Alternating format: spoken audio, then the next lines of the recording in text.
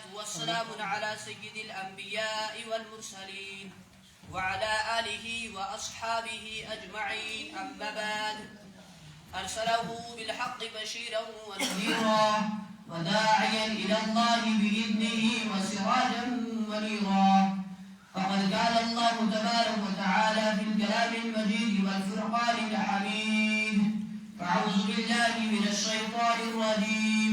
بسم الله الرحمن الرحيم. إنما يعمر مساجد الله من آمن بالله واليوم الآخر وأقام الصلاة وآتى الزكاة ولم يخش إلا الله فعسى أولئك أن يكونوا من المهتدين. صدق الله العظيم وصدق رسوله النبي الكريم، ونحن على ذلك لمن الشاهدين والشاكرين والحمد لله رب العالمين. قال النبي صلى الله عليه وسلم: من بنى لله مسجدا بنى الله له بيتا في الجنة، او كما قال عليه الصلاة والسلام. محترم معزز بزرگ اور دوستوں اور معزز سامعین کرام، السلام علیکم ورحمۃ اللہ وبرکاتہ. اللہ رب العزت کا بے حد فضل، کرم، احسان، شکر، جس طرح ذوالجلال نے اس پرفتن دور کے اندر، اس یہ گزرے دور کے اندر ہمیں یہ توفیق عطا فرمائی کہ ہم سب اس کے اس پاگھر کے اندر حاضر ہوئے. اللہ سے دعا فرمائے اللہ ہماری حاضری کو، ہماری بات کے کرنے کو، بات کے سننے کو، نماز جمعہ کے ادا کرنے کو قبول اور منظور فرمائے. ہمارے لیے دنیا کے اندر ہدایت کا اور آخرت کے اندر نجات کا، بخشش کا، مغفرت کا ذریعہ بنائے. محترم بزرگوں، جیسا کہ آپ سب اس بات سے بخوبی واقف ہیں، اس وقت ہم جس مسجد کے اندر بیٹھے ہوئے ہیں، یہ مسجد ابھی زیر تعمیر ہے.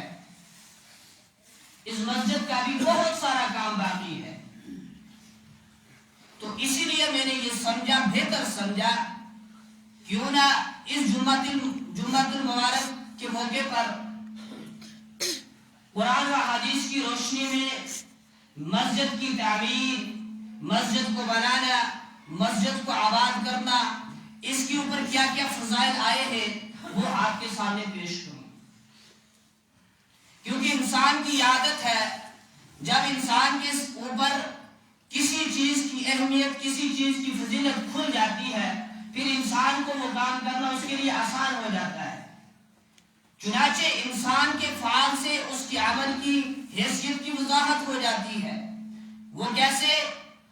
آپ تجربہ کر کے دیکھیں کہ ایک بندہ رستے کو گزر رہا ہے، رستے کے اندر گزرتے ہوئے رستے کے اندر کوئی کانٹا پڑا ہوا ہے، کوئی روڑا پڑا ہوا ہے، ہڈی پڑی ہوئی ہے، پتھر پڑا ہوا ہے، جس سے رستہ چلنے والوں کو تکلیف ہو رہی ہے. تو اب اس گزرنے والے کا ایمانی اعتبار سے اور اسلامی اعتبار سے یہ فرض بنتا ہے کہ وہ گزرنے والا انسان اس رستے سے تکلیف دہ چیز کو ہٹائے. اور حدیث کے اندر آتا ہے رستے سے تکلیف دہ چیز کو ہٹانا صدقہ ہے. رستے سے تکلیف دہ چیز کو ہٹا دینا کیا ہے جی؟ صدقہ ہے. ایک بندہ رستے سے تکلیف دینے والی چیز کو ہٹا دیتا ہے، گویا اس نے صدقے کا کام کیا. گویا اس نے رستے سے نامعلوم کتنے لوگ گزریں گے، ان کو تکلیف ہوگی، اس تکلیف سے اس انسان نے ان کو بچایا ہے، تو اس نے صدقے کا کام کیا. لیکن اس گزرنے والے شخص کے دل کے اندر اس چیز کو سائڈ ہٹانے کے بعد کیا ملتا ہے، کیا فائدہ ہوتا ہے، کیا اہمیت ہے، کیا فضیلت ہے، اس کو معلوم نہیں ہوتا. وہ نہیں ہٹاتا، وہ گزر جاتا ہے، بلکہ سوچتا یہ ہے کہ میں اس چیز کو اٹھانے کے لیے اگر میں اس کو سائڈ کروں گا تو مجھے اٹھانے کے لیے نیچے جھکنا پڑے گا، مجھے 1 یا 2 منٹ لگیں گے اس کو اٹھانے کے لیے، اس کو سائڈ پھینکنے کے لیے. تو اتنی مصیبت کون کرے؟ وہ اس چیز کو چھوڑ کر گزر جاتا ہے. اس کے بالمقابل ایک انسان مکان کی یا بلڈنگ کی دوسری منزل کے اوپر بیٹھا ہو، اسے نیچے پڑا ہوا 10 روپے کا نوٹ نظر آئے، مجھے بتاؤ وہ نیچے آ کر اس کو نہیں اٹھائے گا؟ اٹھائے گا بزرگوں؟ یہ نہیں اٹھائے گا. اٹھائے گا. کیوں؟ کیونکہ اس کی دل کے اندر اس 10 روپے کے نوٹ کی اہمیت ہوتی ہے، وقت ہوتی ہے یہ کیا کرے گا؟ دوسری منزل سے نیچے آئے گا نوٹ اٹھانے کے لیے، 10 روپے کا نوٹ اٹھانے کے لیے اوپر منزل سے نیچے اتر کر آئے گا، اور وہاں سے نیچے آتے وقت اس کا وقت بھی گزرے گا، اسے اٹھانے کے لیے جھکنا بھی پڑے گا، اور یہ شرمندگی تو الگ سے۔ اگر فار ایگزامپل آپ کا نوٹ پڑا ہو تو میں دوسری منزل کو چھوڑ کر نیچے آ کر اٹھا رہا ہوں، آپ مجھے دیکھ لیں تو پھر آپ مجھ سے پوچھیں گے کہ حضرت یہ نوٹ تو میرا تھا، آپ کیسے اٹھا رہے ہیں؟ تو پھر مجھے آپ کو جواب دینا بڑا مشکل ہے۔ لیکن یہ سارے کام انسان کرتا ہے، وہ اس لیے کرتا ہے، آسانی سے کرتا ہے، کیونکہ 10 روپے کی وقت، 10 روپے کی اہمیت، 10 روپے کی قیمت جو ہے اس کے دل کے اندر بیٹھی ہوئی ہوتی ہے۔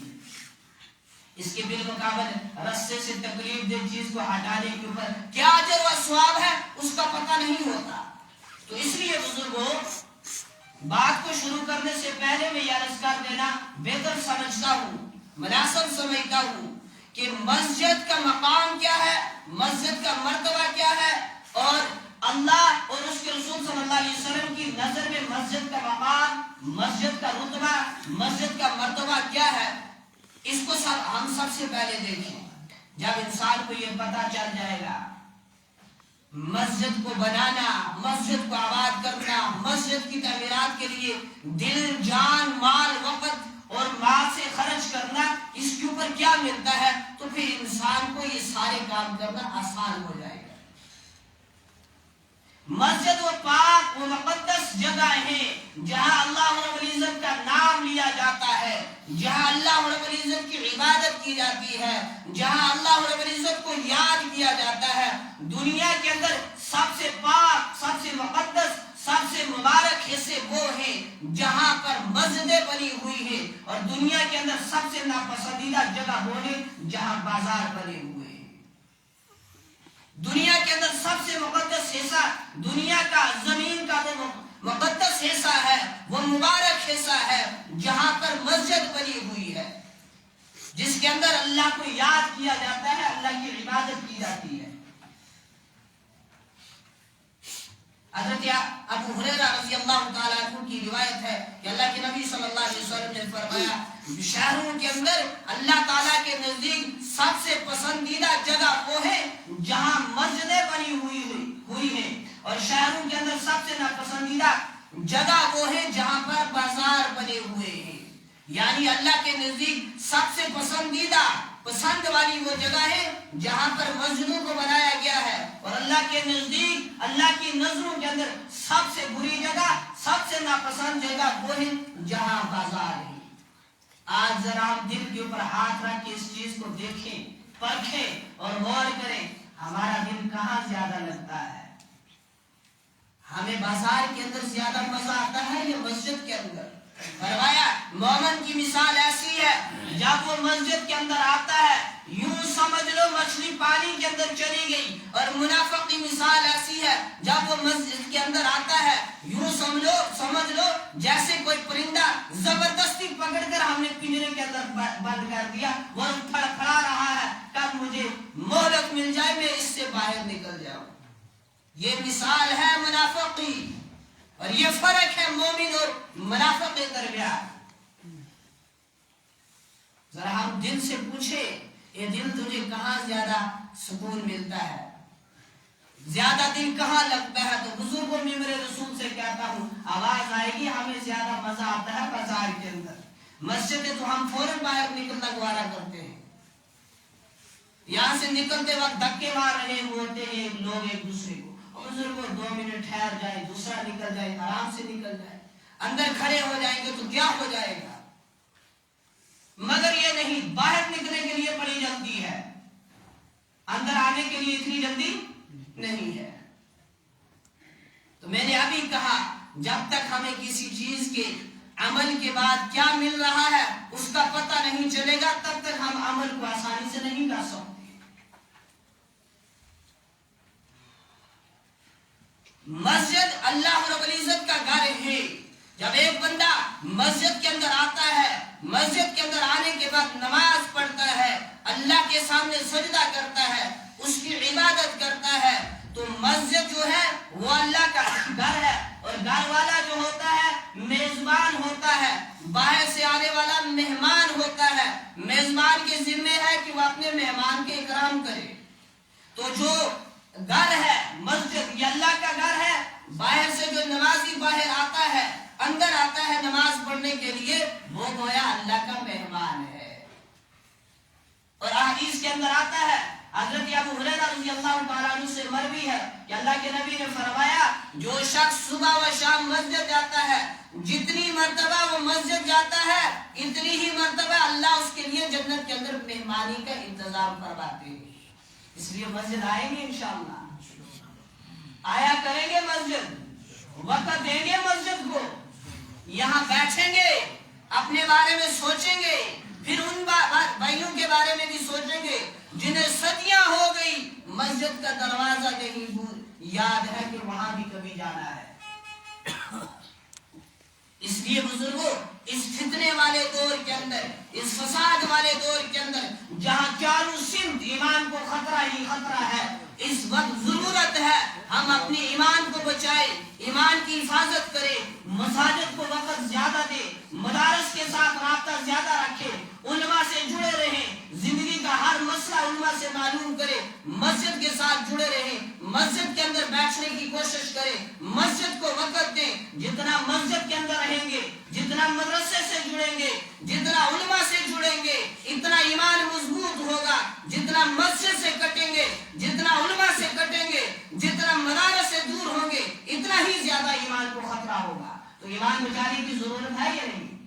جس کو نہیں ہے وہ محنت نہ کرے، جس کو ایمان کی فکر نہیں ہے، یہ کوشش نہیں ہے، یہ جدوجہد نہیں ہے، اور یہ نہیں سوچ رہا کہ میں ایمان بچا کر ساتھ لے جاؤں، تو پھر وہ محنت نہ کرے۔ لیکن جس کو ضرورت ہے وہ بھرپور محنت کرے اور کوشش کرے۔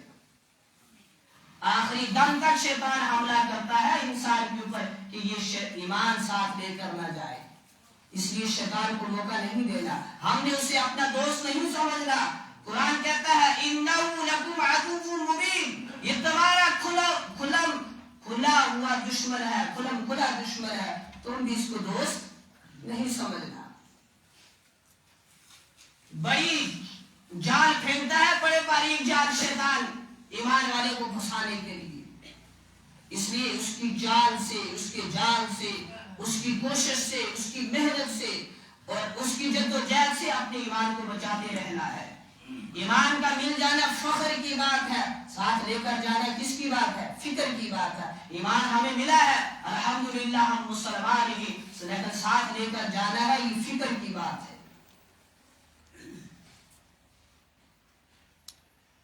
تو جب نمازی اس کے اندر آتا ہے مسجد کے اندر، وہ نمازی اللہ کا مہمان ہوتا ہے۔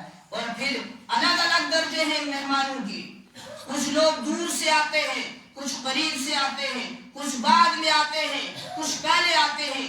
جو جس حساب سے آتا ہے اسی حساب سے اسے مقام، اسے رتبہ اور اسے اجر دیا جاتا ہے۔ جیسے حدیث کے اندر آتا ہے جمعہ کے دن جو شخص سب سے پہلے مسجد کے اندر آئے گا اسے اونٹ ذبح کرنے کا ثواب ملتا ہے، جو اس کے بعد آئے گا اس کو گائے، اس کے بعد جو آئے گا اس کو مرغی، اس کے بعد جو آئے گا اسے انڈا۔ تو مختلف حساب سے حصے ہیں مسجد کے اندر آنے والوں کے۔ اس لیے مسجد کے اندر سب سے پہلے آنے کی انشاءاللہ ہم کوشش کریں، پہلی صف کے اندر بیٹھنا غنیمت جانے، پہلی صف کے اندر بیٹھنے کی کوشش کریں۔ فرمایا مردوں کے لیے سب سے زیادہ اس کا اجر و ثواب کہاں ہے؟ پہلی صف کے اندر، اور عورتوں کے لیے سب سے آخر صف کے اندر۔ لیکن اس کا یہ مطلب نہیں کہ جو بیچارے پہلے وقت اپنا نکال کر مسجد کے اندر آتے ہیں یہ ثواب حاصل کرنے کے لیے، پہلی صف کے اندر بیٹھنے کے لیے، بعد والا آئے ان کی گردنیں پھاڑتا ہوا آ گیا، اس کا مطلب یہ نہیں ہے۔ پہلے خود آنے کی کوشش کریں۔ جب انسان گھر سے مسجد کے لیے نکلے، میں نے پچھلے جمعہ کو بھی کہا تھا، اچھا لباس لگا ہو اس کے جسم کے اوپر، اس کا سر ننگا نہ ہو، اس کے سر کے اوپر جو دستار نہ ہو تو کم سے کم ٹوپی ضرور ہو، سر اس کا ننگا نہ ہو، اس کا سر ڈھانپا ہوا ہو۔ اور ہاں ایک اور گزارش کرتا چلو، جب مسجد کے بارے میں بات ہے، جب مسجد کی طرف رخ کرے تو مسجد سے باہر ہی اپنا موبائل بند کر دے، آپ نے دیکھا ہوگا جب انسان دنیا کے کسی بڑے کی محفل کے اندر مجلس کے اندر جاتا ہے تو پہلے فون بند کرتا ہے یا نہیں کرتا، یا وہاں اس کے سامنے کھول کے بند کرتا ہے؟ تو ایک بندہ سب سے بڑے بادشاہ کے گھر کے اندر آ رہا ہے، اس کا فون کیوں کھلا رہا؟ ابھی کل کی بات ہے، ہمیں سب خطیب حضرات کو پوری ایس پی صاحب نے بلایا تھا اس لیے کہ آپ جمعوں کے اندر اس چیز کا زیادہ تذکرہ کریں کہ نوجوان نسل جو ہے منشیات کے اندر ڈوب چکی ہے، اللہ حفاظت فرمائے، بہت سارے ڈوب چکے ہیں۔ تو جب ہم جانے لگے تو میں نے باہر ہی فون بند کیا، تو مجھے خیال آیا ہم یہاں جاتے ہیں تو فون بند کرتے ہیں کہ دنیا کے کسی بڑے کی مجلس کے اندر جا رہے ہیں، تو بھلا ایک مسلمان مسجد کے اندر جاتا ہے فون کیوں کھلا چھوڑ دیتا ہے؟ پتا چلا اس نے اللہ کو ابھی تک بڑا سمجھا ہی نہیں، اس نے پہچانا ہی نہیں وہ کون ہے، وہ کیا ہے، یہ گھر کس کا ہے۔ سمجھا ہوتا، پہچانا ہوتا تو پھر یہ نوبت نہ آتی۔ بزرگوں، ہم نے آخری وقت ہے، اس وقت آخری وقت ہے، دنیا ختم ہونے کو ہے، فطرے ہی فطرے ہیں، چاروں طرف سے حملہ آور ہے، شیطان بھی اور باقی چیز کوششیں بھی کہ ایمان والوں سے ان کا ایمان چھن جائے، ان کا وہ جو ہے عورتوں کا پردہ چھن جائے۔ اس لیے بڑی سخت ضرورت ہے اپنے آپ کو بچا کر گزرنے کی، بڑی سخت ضرورت ہے۔ آپ اگر تجربہ کریں، دیکھیں تو ہر دن ایک نیا فتنہ کھڑا۔ کل پرسوں ترسوں کی بات ہے، سننے میں آیا، نیوز کے اندر سنا، کسی بندے نے نبی علیہ السلام کی شان میں گستاخی کی، نعوذ باللہ من ذالک۔ اللہ رب العزت نے جتنا مقام، جتنی شان، جتنی بلندیاں اپنے پیارے حبیب جناب رسول اکرم صلی اللہ علیہ وسلم کو عطا کی ہے، پوری دنیا مل کر گستاخیاں کرتی رہے، انشاءاللہ کمی نہیں ہوگی، لیکن اس وقت امتحان ہے مسلمانوں کا، ایمان والوں کا، کہ وہ اس وقت کیا کرتے ہیں۔ امام مالک رحمۃ اللہ علیہ نے تو کہا تھا دنیا کے اوپر دو ہی چیزیں ہیں، یا گستاخ رسول زندہ رہے گا یا عاشق رسول زندہ رہے گا۔ فرمایا ایسا نہیں ہو سکتا، دھرتی کے اوپر دونوں زندہ رہیں، دو ہی چیز، ایک ہی چیز ہو سکتی ہے، یا کون زندہ رہ سکتا ہے، عاشق رسول یا گستاخ رسول، دونوں دھرتی کے اوپر زندہ نہیں رہ سکتے۔ تو اللہ نے اپنے نبی کو جو شان عطا کی ہے اس کے اندر کمی نہیں آئے گی، لیکن کیا ہے، امتحان ہے مسلمانوں کا کہ اس وقت کیا کردار نبھاتے ہیں، وہ کیا کرتے ہیں۔ بھلا ہمارے والدین کو کوئی گالی دے برداشت کرے گی اولاد؟ نعوذ باللہ من ذالک، نبی علیہ السلام کی شان کے اندر کوئی گستاخی کرے پھر ایمان والے سے کیسے برداشت کرتا ہے؟ پھر تو اس کی غیرت سو چکی ہے، اس کی غیرت مر چکی ہے۔ تو بزرگوں میں یہ عرض کر رہا تھا، ہماری مسجد جو ہے اس وقت زیر تعمیر ہے، آج تک یہ جو شکل کھڑی ہوئی ہے یہ اللہ کے فضل و کرم سے، آپ سب حضرات کے تعاون سے، آپ سب حضرات کی دعاؤں سے بنی ہے۔ اس سے آگے کا کام بھی ہے وہ بھی اللہ کے فضل سے اور آپ حضرات کے تعاون سے ہوگا۔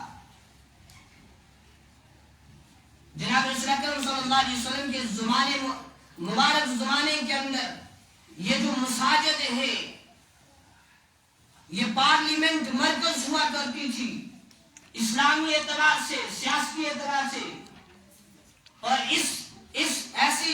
انہی جگہوں کے اندر تعلیم و تربیت کی درسگاہیں لگتی تھی، جہاں پر جس کے نتیجے میں نامور علماء کرام، حفاظ کرام، مفتیان کرام اور علماء، صلحاء، مفسرین، محدثین، فقہاء کرام نکلا کرتے تھے، اور انہی مساجد کے اندر ایسے بے نظیر فیصلے ہوتے تھے جن کی مثال آج دنیا کی ترقی یافتہ عدالتیں پیش کرنے سے بھی قاصر ہیں۔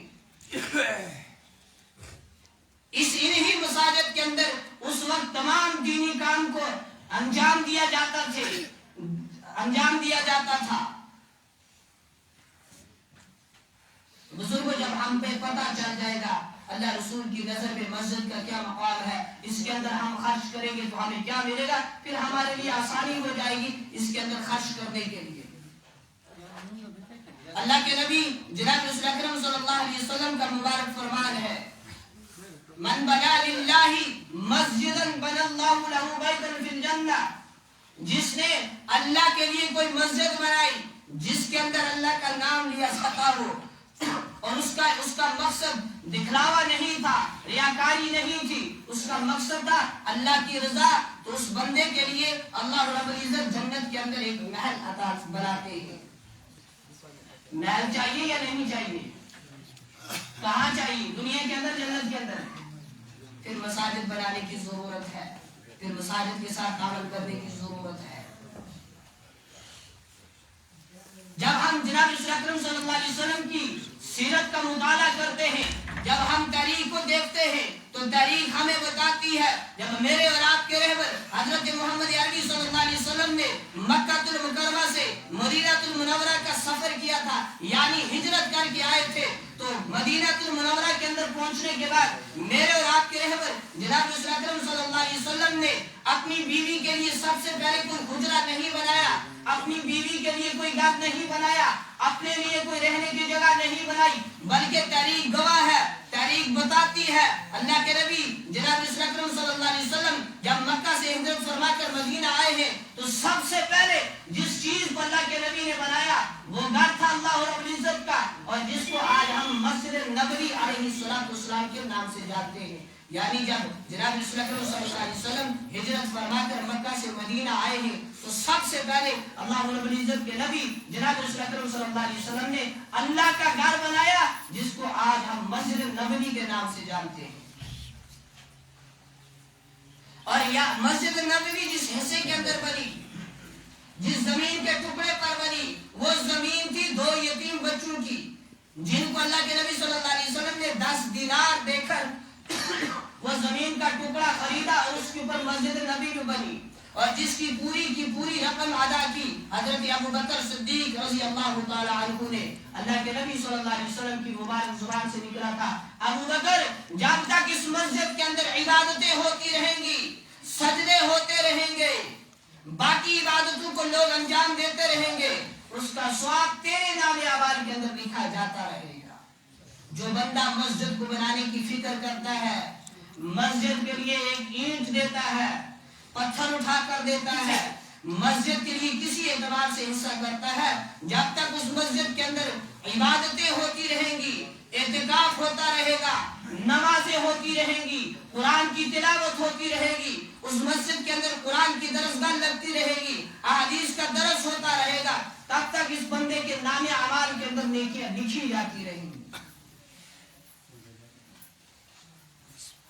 فرمایا کہ جب ابن آدم مر جاتا ہے اس کے اعمال کا سلسلہ ختم، جب بندہ زندہ تھا اچھے عمل بھی کرتا تھا، برے عمل بھی کرتا تھا، ان دونوں کے اوپر اس کو قدرت حاصل تھی، جب بندہ مر گیا تو اچھے عمل بھی ختم اور برے عمل بھی ختم، لیکن 3 چیزیں ہیں جن کا ثواب ملتا رہتا ہے۔ ایک صدقہ جاریہ، کسی نے مدرسے کے لیے زمین وقف کر دی، ہمارے یہاں جن صاحب نے وقف کی ہے اللہ سے ہماری یہ دعا ہے کہ اللہ رب العزت اس کا انہیں بہترین بدلہ عطا فرمائے۔ جب تک ہمارے اس مدرسے سے، مدرسہ دعوت الحق دچھی سے بچے پڑھ کر نکلتے رہیں گے، حافظ قرآن حافظ کر کے، بچہ قرآن کو حافظ کر کے زبانی یاد کر کے نکلتے رہیں گے، جب تک وہ مسجد کے اندر جا کر باقی بچوں کو پڑھاتے رہیں گے، مسجد کو سنبھالیں گے، عبادت کریں گے، جمعہ کا خطبہ دیں گے، جمعہ پر بیان کریں گے، تب تک ان صاحب کے نام اعمال کے اندر نیکیاں لکھی جاتی رہیں گی۔ جب تک یہ مدرسہ باقی ہے، جب تک یہ مدرسہ چلتا ہے، جب تک یہ مدرسہ قائم ہے، تب تک اس مدرسے کے نیچے جس صاحب نے زمین وقف کی ہے تب تک اللہ اس کو اجر دیتا رہے گا۔ انشاءاللہ امید ہے ہم اس مدرسے کو قیامت تک قائم اور دائم رکھیں گے، اس کے ساتھ تعاون کریں گے۔ اور پھر مدرسے سے ہٹ کر میں مسجد کی طرف آتا ہوں، جس صاحب نے اس مسجد کے لیے زمین وقف کی ہے، ایک مرتبہ تو اس نے کسی کے سامنے گلہ کیا تھا، جی میں نے زمین وقف کی تو آپ میرے لیے دعا نہیں کرتے۔ ہم نے جواب دیا اللہ کے بندے، ہم دعا کریں نہ کریں، آپ نے جس کے لیے دی ہے تو اگر آپ کی نیت صاف ہے تو آپ کو ثواب ملے گا۔ گویا زمین دینا مقصد نہیں تھا، یہ چیز مقصد تھا میرا نام آ جائے وہاں کی کس نے دی ہے. وہ زمین دینا مقصد نہیں تھا, مقصد یہ تھا میرا نام بھی وہاں آ جائے, دعا کے اندر نام لیا جائے کہ صاحب نے ضرور دی ہے. تو خیر اللہ دین کی صحیح سمجھ عطا فرمائے. جس صاحب نے مسجد کے لیے زمین وقف کی ہے, جب تک اس مسجد کے اندر نمازیں ہوتی رہیں گی, رمضان کے اندر اعتکاف ہوتا رہے گا, یہاں درسگاہ لگتی ہے, شام کو آپ کے بچے قرآن پڑھتے ہیں, جب تک عبادت کا سلسلہ جاری ہے تب تک اس بندے کو ثواب ملتا رہے گا. دنیا کے اندر کوئی بھی انسان اچھا کام کرے گا, یا کہیں پانی کی قلت ہے, وہاں نل نہیں ہے, آدمی نے نل لگوا دیا, مدرسہ بنا دیا, مسجد بنا دی, کوئی اور خیر کا کام کیا جس سے لوگ فائدہ اٹھاتے رہے, جب تک وہ چیز باقی ہے, سلامت ہے, تب تک اسے ثواب ملتا رہے گا. لیکن دوسری بات بھی سن لے, کسی بندے نے کوئی ایسا کام کر لیا جس کی وجہ سے لوگ فطرے اس کے اندر فائدہ نہیں بلکہ ان کو نقصان ہوتا رہے گا. اللہ حفاظت فرمائے, سوشل میڈیا کا دور ہے, کسی بندے نے کوئی غلط چیز آگے فارورڈ کر دی, شیئر کر دی, جب تک وہ پھیلتی رہے گی تب تک گناہ کس کے نام اعمال میں لکھا جاتا رہے گا, جس نے شروعات کی تھی. اس لیے میں کہا کرتا ہوں نوجوان نسل سے سٹیٹس لگا کر اس چیز کے اوپر فخر نہ کیا کریں. میں نے جو گانا اپلوڈ کیا تھا اس کو 100 ویوز آتا ہے, یعنی 100 بندے نے دیکھا. ہم کہتے ہیں اگر 100 بندے نے دیکھا تو 100 بندے کا گناہ تیرے نام اعمال کے اندر لکھا گیا ہے.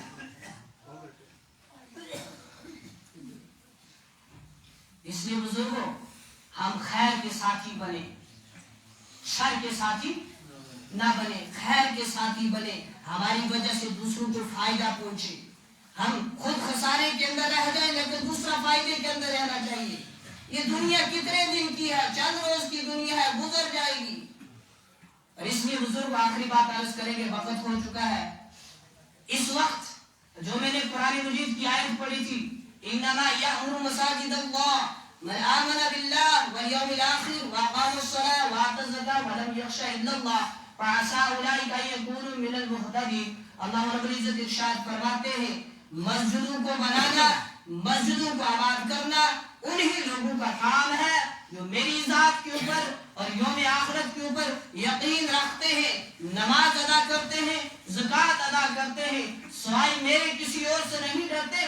ایسی لوگوں کی نسبت سے یہ امید ہے کہ یہ لوگ اپنے مقصد میں کامیاب ہیں. تو بزرگوں ہم نے اس وقت اللہ کے فرمان اور نبی علیہ السلام کے مبارک فرمان کے اوپر یقین رکھتے ہوئے مساجد کو بنانا ہے, مساجد کو تعمیر کرنا ہے, مساجد کے بارے میں فکر مند رہنا ہے, مدرسے کو بنانا ہے, اسے آباد کرنا ہے, اسے تعمیر کرنا ہے. ایمان والے کے ایمان کا تقاضا یہی ہے کہ وہ اپنے گھر کی ضروریات پوری کرنے سے قبل اللہ رب العزت کے گھر کی یعنی مسجد کی ضروریات کو پورا کرے.